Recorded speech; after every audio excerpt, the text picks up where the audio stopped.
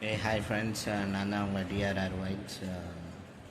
So இந்த video எதுக்குன்னு பார்த்தீங்கன்னா, இன்றைக்கி வீட்டில் ஒய்ஃப் வந்துட்டு பிரண்டை குழம்பு செஞ்சாங்க.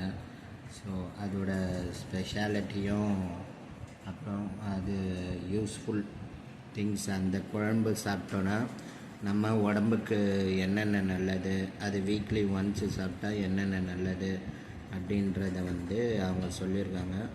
நடுவுலேயும் ஒரு காமெடி நடந்திருக்கும், அதையும் பாருங்கள். பாய். ஹாய் ஃப்ரெண்ட்ஸ், இன்றைக்கான லஞ்ச் என்னன்னு பார்க்கலாம். எங்கள் வீட்டில் சாப்பாடு,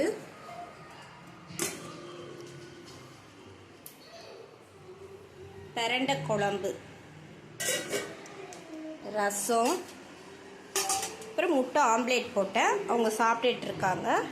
பாப்பாவும் எங்கள் ஹஸ்பண்டும் சாப்பிட்டுட்ருக்காங்க.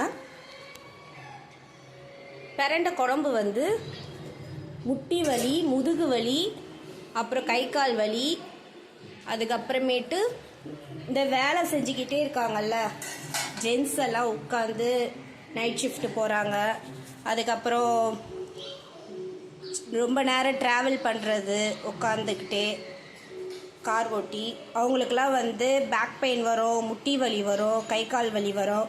குழந்தைங்களுக்கும் வந்து கால் வலிக்குது அப்படின்னு சொல்லுவாங்க நிறைய குழந்தைங்க. அதே மாதிரியே லேடிஸ்க்கும் வந்து பேக் பெயின் இருக்கும், ரொம்ப இதுவாக இருக்கும்ல. அந்த டைமில் வந்து நீங்கள் இந்த வாரத்துக்கு ஒரு நாள் வந்து இந்த பிரண்டை குழம்பு வச்சோ இல்லை பிரண்டை துவையல் வச்சோ சாப்பிட்டீங்கன்னா உடம்புக்கு ரொம்ப ஹெல்த்தி. அது வந்து கை கால் வலியும் முட்டி வலி, முதுகு வலி எல்லாத்தையுமே சரி பண்ணும்.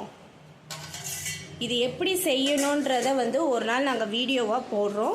இப்போ எங்கள் ஹஸ்பண்ட் கிட்ட வந்து கேட்கலாம் எப்படி இருக்குன்னு சொல்லி. எப்படி இருக்குது குழம்பு? நிறையா அவங்க டிஷர்ட் போட்டு சாப்பிட்டு முடிச்சோன்னா அவங்க சொல்லுவாங்க உங்களுக்கு. எங்கள் பாப்பாட்ட கேட்குறோம். பாப்பா, நீங்கள் சாப்பிட்டீங்களா? குழம்பு எப்படி இருந்துச்சு? டேஸ்ட்டாக இருந்ததா? மம்மி எதுக்கு செஞ்சு கொடுத்த உங்களுக்கு? கால் வலி, முதுகு வலி, கை வலி, எல்லா வலியும் போறதுக்காக செஞ்சு. கூட என்ன சாப்பிட்டீங்க? சைட் டிஷ் முட்டை சாப்பிட்டீங்களா? சரி, ஓகே, பாய் சொல்லுங்கள்.